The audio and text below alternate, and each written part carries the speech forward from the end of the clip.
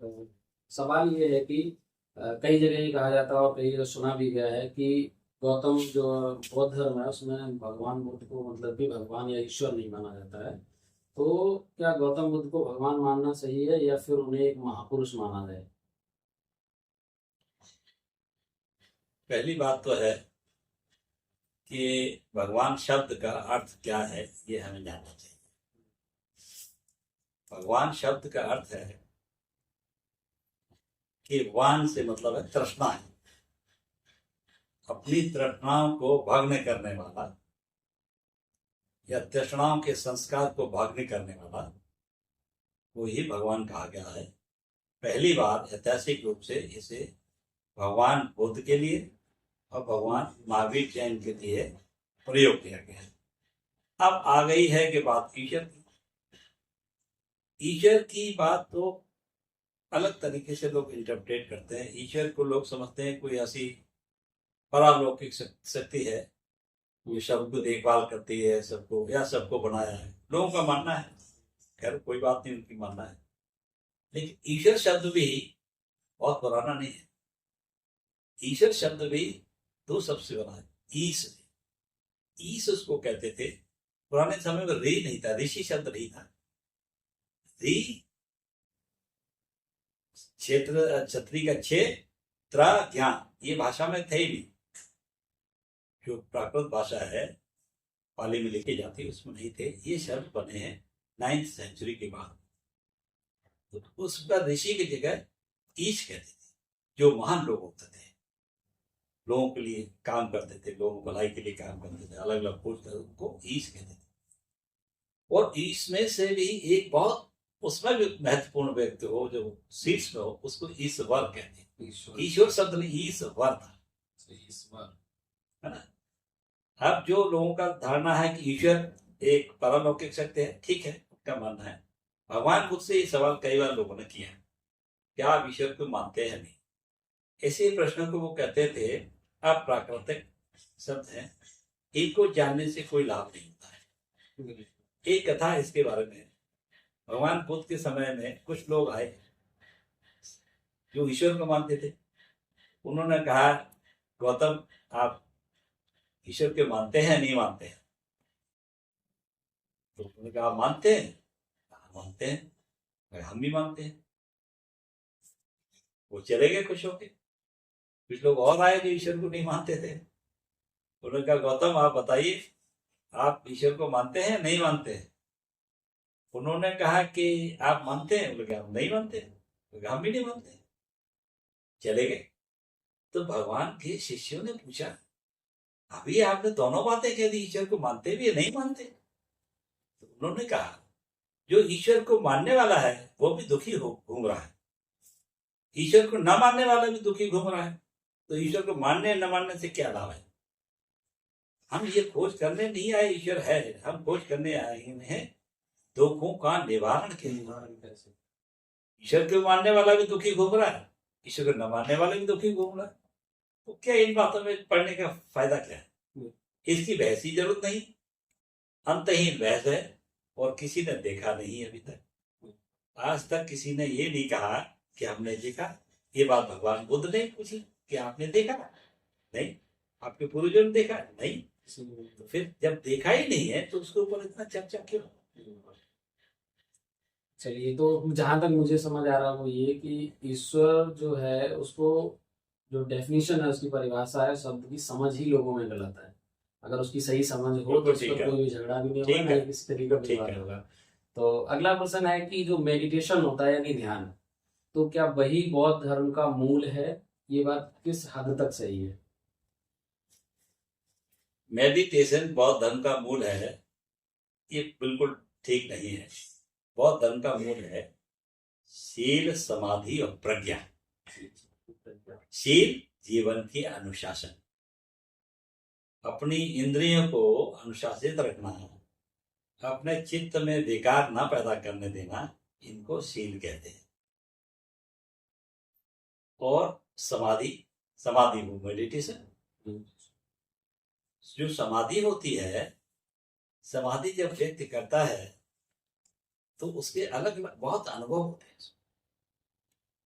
समाधि से उसको अनुभव होता है कि हमारा शरीर हर पल परिवर्तित हो रहा है। हमारा शरीर विभिन्न चित्त परिस्थितियों में अलग अलग तरीके से प्रतिक्रिया करता है। बिल्कुल। और इससे भी दूर जाके जब शरीर बिल्कुल शांत होता है उसको भी वो महसूस करता है। तो मेडिटेशन से मोटे मोटे तो यही तथ्य निकल आते हैं कि हमारा शरीर ही प्रतिपल जब परिवर्तनशील है तो इसे चिपकना क्यों, इसके प्रति इतनी आसक्ति क्यों। मेडिटेशन से मोटा मोटा तो यही निकलता है, बाकी तो बहुत डिटेल है और बहुत देर बोला जा सकता है। ठीक, इसलिए भगवान की वाणी में, भगवान के धम्म में शील, समाधि और प्रज्ञा। प्रज्ञा मीन्स ज्ञान। समाधि के साथ हमको क्या क्या ज्ञान हो रहे हैं वो प्रज्ञा का है। प्रज्ञा का मतलब है प्रत्यक्ष ज्ञान। प्रज्ञा का मतलब प्रत्यक्ष, जो आपने अनुभव किया वो आपका ज्ञान है। आपने कहा हमने मान लिया, वो प्रज्ञा नहीं हुआ। जो हमने महसूस किया, जो मेडिटेशन से या साधना से जो हमारे शरीर पे सत्य को हमने महसूस किया वो तो प्रज्ञा है। और जो प्रज्ञा नहीं है, जो आपने बता दिया, हमने सुन मान लिया, हमने बताया, तो वो तो मानना हो गया। जानने के बाद ही प्रज्ञा प्रकट होती है। जानना कब होता है? जब व्यक्ति का स्वयं का अनुभव होता है। तो सार ये है कि जैसे आपने कहा कि हमारे शरीर में, बॉडी में भी चेंजेस आते रहते हैं और वास्तव में भी ये है कि परिवर्तन जो है वो प्रकृति का नियम है। तो अगला प्रश्न आता है कि क्या बौद्ध धर्म जो है वो पूर्ण रूप से वैज्ञानिक धर्म है? पहले तो हम बौद्ध धर्म नहीं कहेंगे, हम धम्म कहेंगे। धम्म पूर्ण रूप से वैज्ञानिक है, क्योंकि जो भी अनुभव किया है साधना द्वारा, वो एक प्रयोग किया शरीर के ऊपर, प्रयोग किया, उससे जो अनुभव आए तो वही तो वैज्ञानिक हुआ। उसी के आधार पर बात कही गई। कोई बात बिना किसी अनुभव के की है वो उसको वो तो वैज्ञानिक नहीं कह सकते। वैज्ञानिक मतलब हमने उसको अनुभव किया है ना। विभिन्न परिस्थितियों में हमने चीज को अनुभव किया है कि हमारा चित्त कैसे काम करता है, चित्त कब शांत रहता है, चित्त कब शांत नहीं रहता, अशांत होने के क्या कारण होते हैं और शांत करने का क्या तरीका होता है। ये सब वैज्ञानिक है।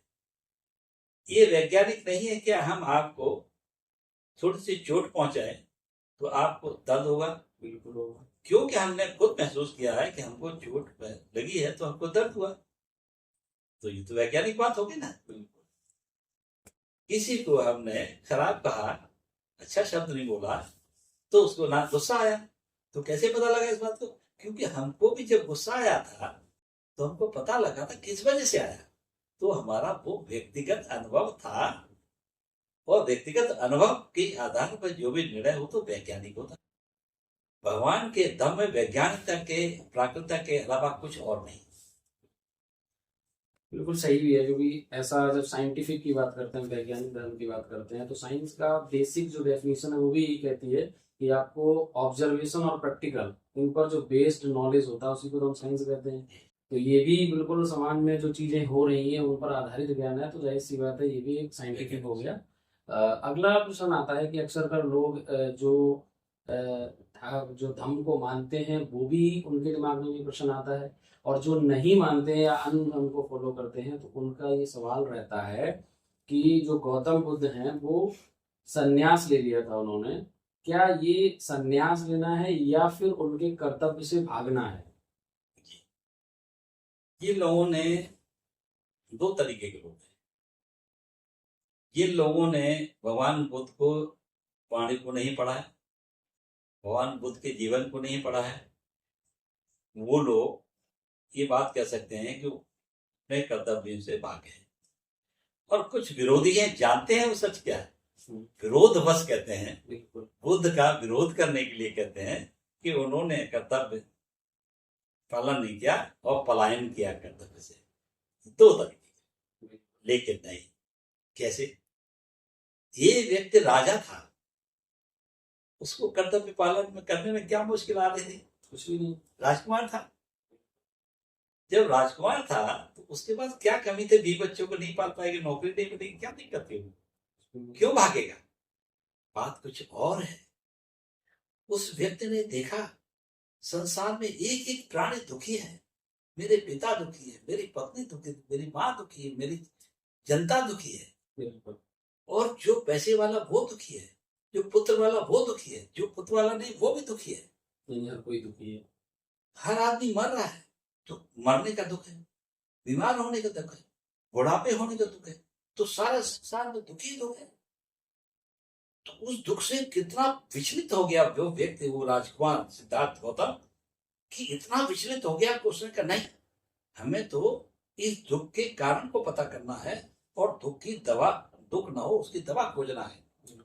तो उसने संसार के सभी प्राणियों के दुख को दूर करने की दवा खोजने के लिए अपना सारा जीवन पैदल चलते हुए निकाल दिया। अगर वो पलायन करता है तो सुख की स्थिति से और ज्यादा की सुख की स्थिति में जाता होता। उसने तो अपना शरीर का सुख छोड़ दिया और पूरे परिवार को, लोग कहते हैं कि ये मेरा परिवार है, अलग अलग परिभाषा है लोगों की परिवार की। मेरी परिभाषा है मैं हूं, मेरी पत्नी है। एक ही परिभाषा है, मैं हूं, मेरी पत्नी है, मेरे बच्चे हैं। एक कहता है कि नहीं, मेरे भाई भी हैं, मेरे भाई के बच्चे भी हैं, की पत्नियां भी हैं, मेरे माँ बाप भी है, सब मेरा परिवार है। एक परिवार का नहीं, ये पूरा मेरा गांव पूरा परिवार है। अरे इसका सुख दुख है तो उसमें मैं पीड़ित होता हूं तो मेरा पूरा परिवार। तो भगवान बुद्ध ने परिवार का दायरा छोटा नहीं किया।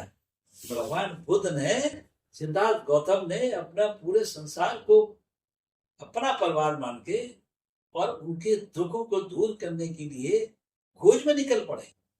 आप अंदाजा नहीं लगा सकते उनके शरीर में कितनी प्रतिक्रिया हुई होगी कि वो एक राजकुमार सब कुछ छोड़ के नंगे पर चला गया। इस बात को समझने के लिए बुद्ध की वाणी को पढ़ना पड़ेगा, समझना पड़ेगा। ये लोग आसानी से कह देते हैं, जिसको पता ही नहीं वो कुछ भी कह सकता है, उससे कोई बात नहीं उनकी। जाहिर सी बात है कि आज के टाइम में कोई अगर हल्का सा किसी की थोड़ी सी संपत्ति हो वो नहीं छोड़ना चाहता। इतना ज्यादा मोह होता है कि लोग अपने बच्चे नहीं छोड़ना चाहते हैं। और उस समय जो एक राजकुमार जिनके पास सब कुछ था और वो सब कुछ त्याग कर चले गए, इसलिए क्योंकि उन्होंने अपना जो परिवार है उसको बढ़ा दिया। तो ये बात काफी हद तक आपकी बिल्कुल सही है और मानना भी चाहिए। और उन लोगों को भी इसे सीख लेना चाहिए कि जो लोग ये कहते हैं कि गौतम बुद्ध ने अपने कर्तव्य से भागे, बल्कि वो कर्तव्य से भागे नहीं, उन्होंने अपने जीवन को, जो पूरा का पूरा जीवन है, वो अपने जो विश्व के कल्याण में लगाया, लोगों के दुख का उसका निवारण करने में लगाया। तो इसी कड़ी में हमारा जो अगला प्रश्न है वो ये आता है कि क्या बौद्ध धर्म जो है वो कर्म सिद्धांत को मानता है? बुद्ध की वाणी सारी कर्म पर निर्भर है, सिर्फ कर्म को मानती है और किसी चीज को। भगवान बुद्ध ने खोज करके निकाला है कि हमारा दुखों का कारण हमारे कर्म ही है। कौन से कर्म? जिनको अच्छा कर्म नहीं कहते वो कर्म। अच्छा कर्म तो अच्छा कर्म है। जो हमारे जीवन में खराब रिजल्ट आ रहे हैं उसका कारण हम कहीं न कहीं हमारा कर्म है। आज का कर्म हो या पिछले जन्म का कर्म हो। एक आपको हम उदाहरण देते हैं। एक व्यक्ति पैदा होता है एक समय में किसी बहुत पैसे वाले के पास। एक व्यक्ति उसी समय पैदा होता है एक गरीब के यहाँ। तो गरीब के यहाँ रहेगा तो उसको गरीबी सहनी पड़ेगी, परेशानी सहनी पड़ेगी। होता ना होता है। वो रईस के यहाँ तो उसको चिंता ही नहीं है, ना आज की चिंता न कल की चिंता। तो अभी तो उसने कुछ कर्म ही नहीं किया इस जीवन में। ये फर्क क्यों है? क्या बात है? इसका मतलब है दोनों में कोई ना कोई कारण है। जो विगत जन्म के जन्म से पहले का, इस जन्म को पहले से जो बात हुई है उसके रिजल्ट के अनुसार ही हम कहीं के विभिन्न परिस्थितियों में पैदा हुए हैं। और एक जीवन अब क्या विभिन्न ऐसा तो है नहीं। हर आदमी हमेशा खराब ही काम करता है, खराब अच्छे नहीं करता है। बहुत सारे दुनिया में ऐसे लोग हैं जो वह खराब काम भी किए लेकिन बहुत अच्छे भी किए। तो जब हम जन्म लेते हैं तो दोनों के रिजल्ट हमें भुगतने पड़ते। हमारे खराब कर्मों का अकाउंट कम है और अच्छे कर्मों का अकाउंट ज्यादा है, तो अच्छा जीवन जी पाते हैं। ऐसा नहीं कि खराब कर्मों का फल नहीं आएगा, जरूर, लेकिन उतना नहीं आएगा। और जिसने अपने अकाउंट में खराब कर्म ज्यादा रखे हुए और अच्छे कर्म कम है, खराब कर्म का अकाउंट जो है वो रिजल्ट देगा और उतना ज्यादा देगा। तो अभी जैसे आपने बताया कि जब भी व्यक्ति का जन्म होता है, मान लीजिए कोई अमीर के यहाँ जन्म हुआ या फिर कोई व्यक्ति ऐसा है जो गरीब के यहाँ उसी पल जन्म लिया, इसका मतलब है कि कहीं ना कहीं उसके कर्म जो है उसके पीछे जिम्मेदार है। तो क्या बौद्ध धर्म में पुनर्जन्म की जो सिद्धांत है उसको कैसे समझा जाए आत्मा के बिना? क्योंकि जहाँ तक मुझे पता है बौद्ध धर्म में आत्मा जैसी कोई चीज नहीं है। देखिए, आत्मा के ऊपर क्या होता है, भगवान बुद्ध के धर्म को भगवान बुद्ध ने कभी नहीं कहा आत्मा नहीं है या ईश्वर। भगवान बुद्ध ने ये कहा, भगवान बुद्ध के धर्म को पढ़ने वाले शिष्यों ने तो उनको अपना तर्क दिया कि भगवान बुद्ध ने जो धर्म दिया उसमें अनात्मवाद है, यानी आत्मा की बात नहीं, वो अनिश्वरवाद है, यानी कि ईश्वर नहीं। ये बुद्ध ने अपने आप लिखा। अब जहां तक पुनर्जन्म की बात है, आप टेलीविजन है, प्रोग्राम अमेरिका में हो रहा है, आप कैसे देख रहे हैं? ऐसी वजह से क्या है? communication के द्वारा क्या है वो कम्युनिकेशन? क्या है? तरंगे, तरंग- वाइब्रेशन।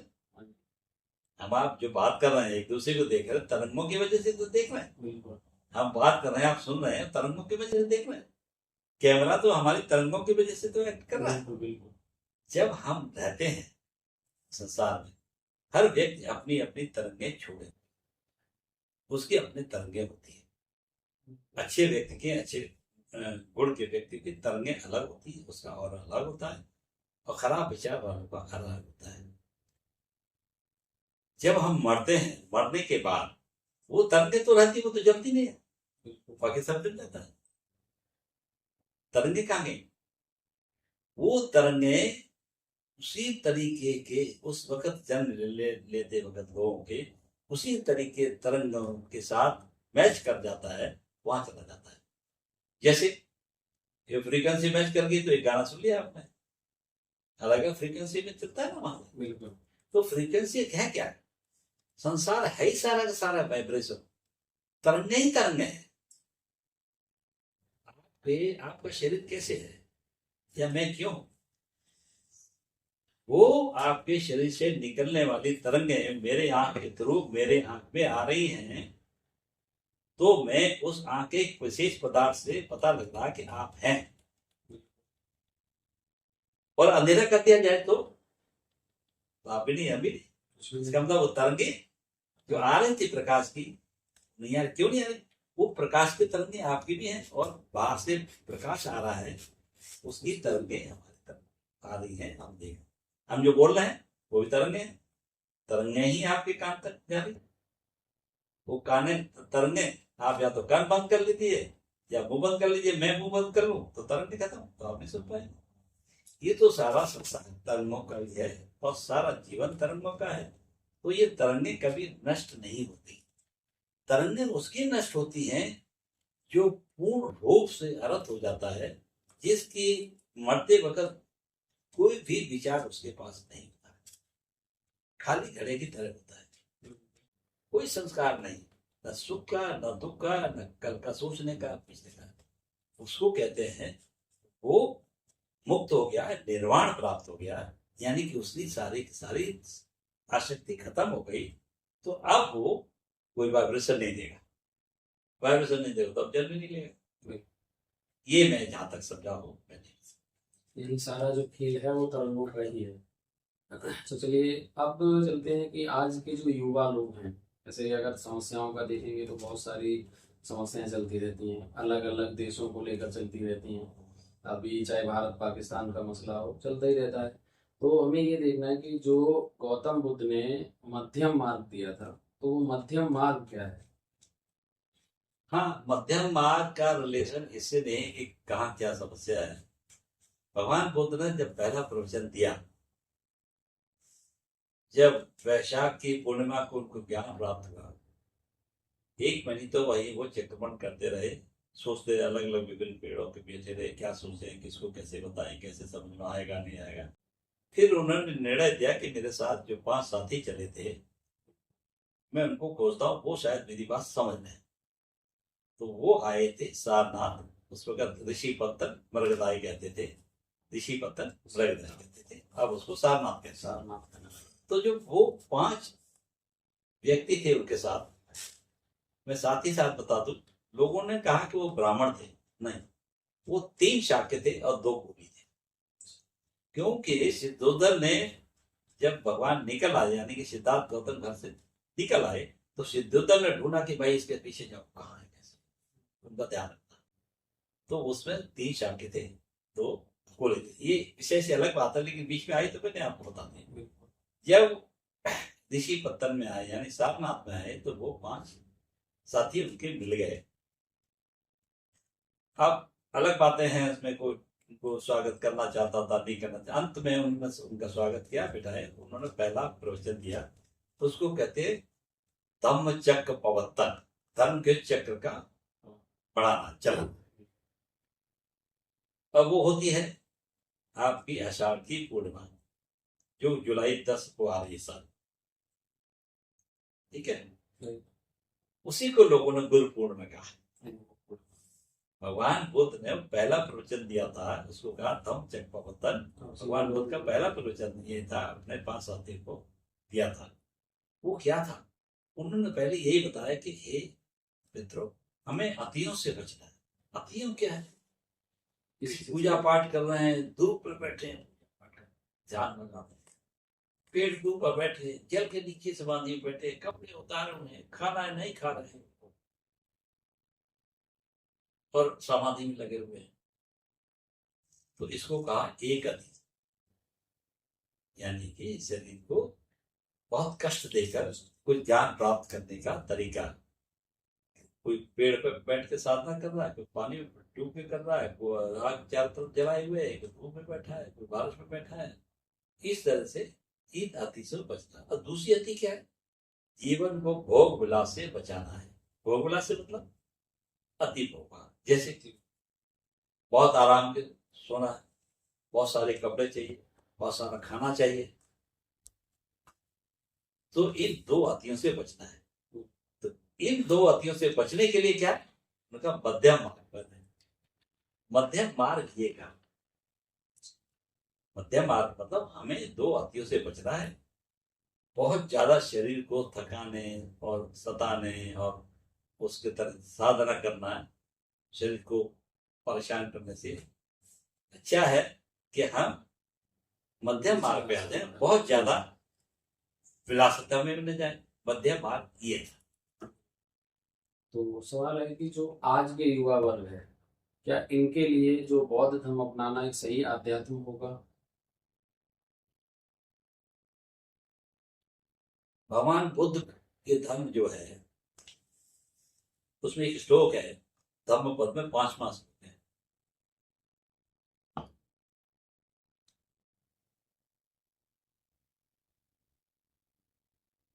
वीरेन न वीरानि समन्तीद कुदाचना, अवेरेन च समन्ति एस धम्मो सनातन। वैर से वैर समाप्त नहीं होगा, अवैर से वैर समाप्त होगा, ये सनातन धर्म है। सनातन शब्द की खोज भी वहीं से हुई है, कहीं और से नहीं है। सनातन पहले सबसे पहले बौद्धों में से स्टार्ट हुआ। तो हमारे युवाओं की समस्या है क्या, समस्या वही है, राग और द्वेष मोह। अगर हम ग्रस्त जीवन में, भगवान बुद्ध ने जब शील की बात की है, तो ग्रस्तों के लिए 5 नियम बनाए, ग्रस्तों के, जिसमें हम सब आते हैं, युवा भी आते हैं। ग्रस्त में ये तो जरूरी है, घर चलाने के लिए पैसा कमाना है, अपने जो कर्तव्य, अपने पति पत्नी, बच्चों को, अपने आश्रितों को, अपने इवन दास, हमारे दास उनको भी, हमारे नौकरों को भी तनख्वाह देनी है। और समझ के कर, ये सब उसका कर्तव्य है। उसके लिए उसको धन कमाना है। लेकिन धन कमाने के लिए साथ अगर 5 शीलों का पालन करते हैं, 5 शील क्या है हमारे आपके लिए? 5 शील बहुत साधारण है। पहला है पाणातिपाता वीरमणि सिक्खापदं समादयामि, यानी कि प्राणी हत्या से मुक्त रहने के लिए शिक्षा लेता हूं, यानी कि हत्या नहीं करूंगा, किसी की जानबूझ के हत्या नहीं करूंगा। अदिन्न दाना वीरमणि सिक्खापदं समादयामि, किसी की कोई चीज बिना दिए हुए नहीं ऐसी शिक्षा लेता। बिना दिए हुए क्या होता? हम चोरी नहीं करेंगे, छीनेंगे नहीं, झूठ बोल के नहीं, ठगेंगे नहीं, ऐसा जीवन बिताना चाहिए। तीसरा है कामेश मिथ्याचारा वीरमणि सिक्खापदं समादयामि, काम भावना यानी व्यभिचार भावना से हम दूर रहेंगे। गृहस्थों के लिए व्यभिचार क्या है? गृहस्थों के लिए विचार है जो समय है शादी ब्याह का, जब तक ना तब तक आदमी व्यभिचार से बचा रहे, उस व्यभिचार के भाव से बचा रहे। और गृहस्थ जीवन में पति पत्नी एक दूसरे से संतुष्ट रहें, वो भी ब्रह्मचर्य। नहीं कि शादी हो गई तो कहीं और भी ताक झाक कर रहे हैं, पत्नी कर रही है पति कर रहा है, ये भी व्यभिचार है। इसे भी है हमें बचना चाहिए, व्यभिचार से बचना चाहिए। चौथा है मूसावादा वीरमणि सिक्खापदं समादयामि। मूसावादा क्या है? झूठ नहीं बोलना है, कटु नहीं बोलना है, चुगली नहीं करनी है, इससे बचना चाहिए। पांचवा है सुरा मेर मज पमादट्ठाना वीरमणि सिक्खापदं समादयामि, कच्ची शराब, पक्की शराब, गांजा और नशीले पदार्थों का सेवन नहीं करेंगे, ऐसी हम शिक्षा देते हैं। अब क्या है इसमें? ये कहने के तो बहुत आसान है, लेकिन छोटी छोटी बात तो लोग झूठ बोलते हैं। तो आप धन कमाइए, नौकरी करिए, सब कुछ करिए, लेकिन इसके बिना करेंगे तो आपके जीवन में कोई समस्या नहीं है। ज्यादातर जितना भी युद्ध हो रहा है किस वजह से हो रहा है? हमारी विलासता ही तो है, हमारा ये राज्य और राज्य छीनेंगे, ये विलासता की बात है। रोज कत्ल हो रहे हैं, अभी एक महिला ने पति का कत्ल करा दिया, व्यभिचार की वजह से तो करा है उसने, है ना? व्यभिचार की वजह से हुआ। बाजार में हम जाते हैं, किसी से कड़वी बात कर दे, गाली दे देते, कुछ दे देते, झगड़ा हो जाता है ना। वो छोटा सा झगड़ा बहुत बड़ा भी हो जाता है, होता ना। महाराणा प्रताप के साथ क्या होगा? महाराणा प्रताप के साथ अकबर के भेजे हुए राजा मानसिंह जब गए, उन्होंने कहा कि तो हमारे साथ खाना खा लो, तो उन्होंने कड़वा जवाब दिया। वो कड़वा जवाब उनको बोल दिया, राजा मानसिंह को उन्होंने अकबर से शिकायत कर दी। उस कड़वे जवाब की वजह से युद्ध हो गया। ये तो हमारे घर में भी यही तो होता है। कोई बात हम ठीक से भी कह सकते हैं, खराब तरीके से भी कह सकते हैं। हम ठीक से कह सकते हैं तो उसका खराब असर होना बहुत कम होगा, खराब तरीके से कहेंगे उसका खराब असर आना ही आना है, आप बच नहीं सकते। दारू पीने का सभी पता है, शराब पिएगा तो दिमाग तो काम नहीं करेगा, दिमाग काम नहीं करेगा तो हम क्या करेंगे? लड़ाई झगड़ा करेंगे और क्या करेंगे? जब जिसका मस्तिष्क का संतुलन ही खो देता है, जो पदार्थ नशीला पदार्थ, उसको जब मस्तिष्क का संतुलन खो गया तो मस्तिष्क तो काम करना बंद कर देगा, तो आप क्या काम करेंगे? तो आपके जीवन में क्या सुखी रहेगा? तो हर युवा को ये 5 शील जरूर पालन करें, उनके जीवन में कभी कोई भी परेशानी नहीं है। संसार में जितनी परेशानियां हैं इसी बात की है। उसकी चीज हम हमारे पास और है, इसकी और छीन लें, ऐसे नहीं देता ठग के छीन ले, फ्रॉड कर ले। आजकल तो आपके डिजिटल फ्रॉड बहुत हो रहे हैं, क्यों हो रहे? वही तो है फ्रॉड करना। किसी की चीज बिना उसकी इजाजत के लेने की एक इच्छा ही तो है, प्रवृत्ति तो है। हत्या, अच्छा इसने मुझे गाली दी तो प्लान करके हत्या कर देंगे। व्यभिचार की भावना की वजह से एक स्त्री ने अपने पति की हत्या भी करा दी, तो दोनों क्या हुआ? कारण क्या था? व्यभिचार। और उससे हत्या तक हो गई। तो ये सब चीजें अगर हम माने, युवक माने, और ये शिक्षा, हमारा दुर्भाग्य है भारत में, ये शिक्षा कभी दी ही नहीं। शिक्षा हमको दी गई कि पैसे कमाओ, पैसे कमाओ, पैसे कमाओ। कैसे कमाओ ये नहीं कहा। बिल्कुल। चोरी से कमाओ, ठगी से कमाओ, पैसे कमाओ, सब कुछ, बीवी भी खुश है, बच्चे भी खुश है। लेकिन ये शिक्षा कभी किसी को नहीं कि पैसे कमाओ बेटा, लेकिन कभी भी ये नियमों का उल्लंघन नहीं होना चाहिए। ये नियम को पालन करो, दूसरे का भी ध्यान रखो, अपना भी ध्यान रखो। इस कारण से हमारे युवा परेशान हैं। और ये दौड़ है, उनको पता नहीं है कि ये धन की अधिकतम सीमा क्या है। मैं आज धनी हो जाऊं तो भी क्या सबसे ज्यादा धनी हो जाऊंगा? नहीं हो पाऊंगा। उसको लिमिट ही तो किस वजह से? और हम कब जाएंगे? अभी कल गुजरात में एक हवाई जहाज का एक दुर्घटना हुई, इतनी भयानक दुर्घटना। सब रईस आदमी बैठे थे, हवाई जहाज में रईस बैठे थे, विदेशी भी थे, भारत के भी थे। अचानक ये दुर्घटना हुई, सब सत्यानाश हो गया। कितनी दुखद दुर्घटना है। 245 व्यक्ति नहीं, 245 परिवार बर्बाद हो गए। क्यों? अब वो लोग तो बहुत सारे प्लान कर रहे होंगे, ये करेंगे, वो करेंगे, घूमने जा रहे हैं, कोई घूमने जा रहा है, कोई व्यापार करने जा रहा था। जब हमको इतना पता नहीं है कि हमें कितने दूर तक जाना है, तो उतनी दूर तक तैयारी क्यों करते हैं? अपने बच्चे के लिए मकान बना लिया, पोते के लिए बना लिया मकान। हम इतने पैसे कर ले कि हमारे बच्चे 7 जन्म तक खाते रहे। जब हमें जो रास्ता नजर आ रहा 10 कदम का, 10 कदम तक देते जाइए तो आप रास्ते में चलते जाएंगे, और किसी से एक्सीडेंट नहीं हो, अपने सही मार्ग पर चलेंगे तो पहुंच जाएंगे अपनी मंजिल पे। लेकिन हम 10 कदम का ध्यान न रखते हुए दिल्ली जाना, बहुत जल्दी है, बहुत जल्दी है, बहुत जल्दी है, और तेजी में चले जाते हैं, कभी एक्सीडेंट हो जाता है। ये प्रवृत्ति गलत है। हमको मध्यम मार्ग की बात आई ना, मध्यम मार्ग यहाँ भी चाहिए जीवन में। धन कमाने के लिए मध्यम मार्ग चाहिए, जीवन जीने के लिए मध्यम मार्ग चाहिए, तो मध्यम मार्ग यहाँ भी लागू होता है। जहां तक मुझे लगता है कि युवाओं को ही नहीं, पूरे विश्व में जितने भी मनुष्य हैं, उन सभी को ये पंचशील का पालन तो करना ही करना चाहिए, क्योंकि यही एक जरिया है जिससे आप सुख से अपना जीवन जी सकते हैं। इसमें खराबी क्या है? कौन पिता चाहता है मेरा बच्चा व्यभिचारी हो? कोई भी नहीं चाहता। कौन पिता चाहता है मेरे बच्चे हत्यारा करे? हमारा कौन पिता चाहता चोरी करे? कौन पिता चाहता नशा करे?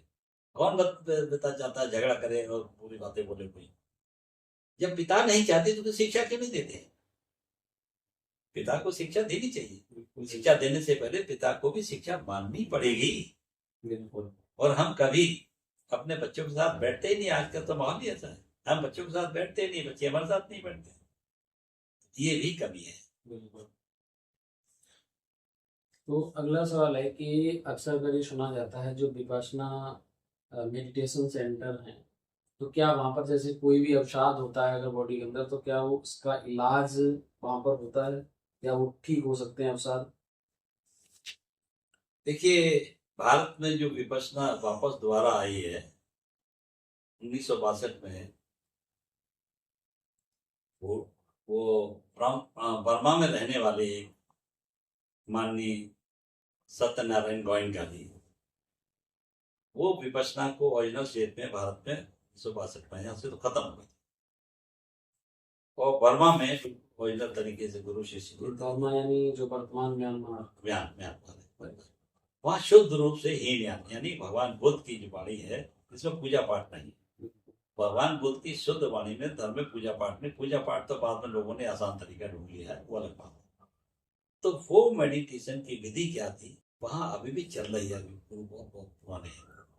वहां से सीख के किसी वजह से कैसे परिस्थितियां, रहने वाले तो इंडिया के थे, उनके पूर्व किसी परिस्थिति बस यहाँ आ गए, यहाँ सिखाना शुरू। तो उन्होंने बताया कि हमने विपश्यना कैसे सीखी। उनको माइग्रेन का पेन होता था, बहुत इलाज पैसे वाले थे, वहां पर उनका नाम भी था, पैसे बहुत इलाज करते थे, इलाज विदेशों तक करते गए, और मॉर्फिन का इंजेक्शन भी लगता था, नहीं हुआ। फिर किसी ने उनको सजेशन दिया कि भाई ऐसे से एक हुआ खेन नाम था उनका, सयाजी हुआ खेन, जो वर्मा के थे और वर्मा सरकार में काम करते थे। वो विपश्यना के मेडिटेशन दिया करते थे और उनके कैंप एक एक महीने को होते थे। सरकारी कर्मचारी भी थे और करते थे। उनका आप उनके पास जाओ तो वो उन गुरु सयाजी हुआ खेन जी के पास गए, ऐसे ऐसे ऐसे ऐसे मैं करना चाहता हूँ मेडिटेशन। कहा कर लो, कोई बात नहीं। उनसे बाद में चलते हुए बोले सत्यनारायण गोनका जी के मुझे ये थोड़ा सा परेशानी है माइग्रेन की, तो ठीक हो जाएगी। तो उन्होंने कहा कि माइग्रेन की परेशानी को ठीक करने आप आए हैं क्या? बोला जी। तो उन्होंने कहा नहीं आप जाओ फिर मत आओ। तो उनको लगा क्यों, तो बैठ के क्यों गुरु जी ऐसी क्या बात है? ये माइग्रेन, उन्होंने कहा ये माइग्रेन के पेन के ठीक करने की वो नहीं है, ये सारे के सारे दुख दूर करने की साधना है। ये सारे के सारे दुख हैं, इसे दूर होंगे अगर आप ठीक से करोगे।